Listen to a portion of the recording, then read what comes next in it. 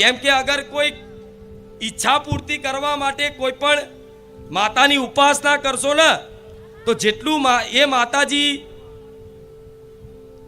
માતાજીના નામ ઉપર, એ ભગવાનના નામ ઉપર તમને સ્મરણ નહીં હોય, જેટલું એ માતાજી ભગવાનના નામ ઉપર તમને એ દ્રષ્ટિ નહીં હોય, એટલી દ્રષ્ટિ એ કામ થવા પાછળ તમારી રહેશે.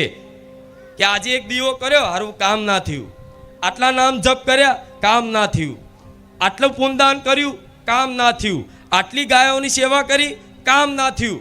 પણ જેટલી એ સેવા કરી હોય, જેટલું એ પુણ્યદાન કર્યું હોય, જેટલું એ નામ જપ કર્યું હોય, એટલું ધન એ નામ જપમાં, એ પુણ્યદાનમાં, એ સેવામાં ના હોય, એટલું ધન વ્યક્તિને કામના હોય છે કે આ કામ મારું ચારે પૂરું થશે.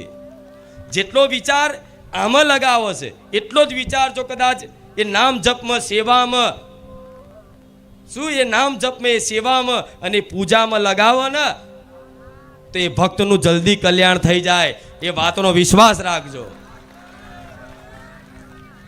કેમ કે કંઈક કામ હેતુ ભગવાનના શરણમાં જશો તો કામના પૂર્તિ થઈ જશે.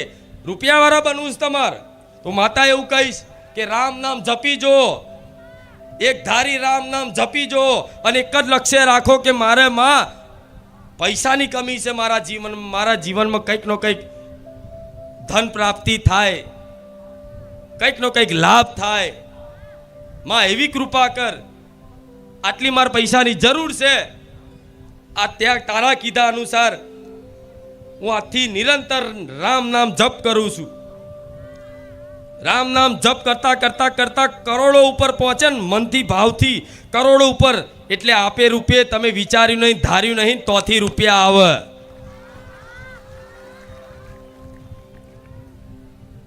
તમારા શરીરમાં કોઈ રોગ હોય અને રોગ દૂર કરવા માટે તે રામનું નામ જપ કરો, અને એક બાજુ જે દવા ચાલતી હોય એ દવા ગોરી લો, તો માતા એવું કહીશ કે દવા ગોરી અસર તો કરતી હોય પણ કદાચ એ જેટલી અસર ના કરે, જોડે રામ નામ અવરૂપી ઔષધિ મળે તો માતા એવું કહીશ કે એ જ દવામાં, એ જ ગોરીમાં તમારો કેન્સરનો રોગ જતો રહે.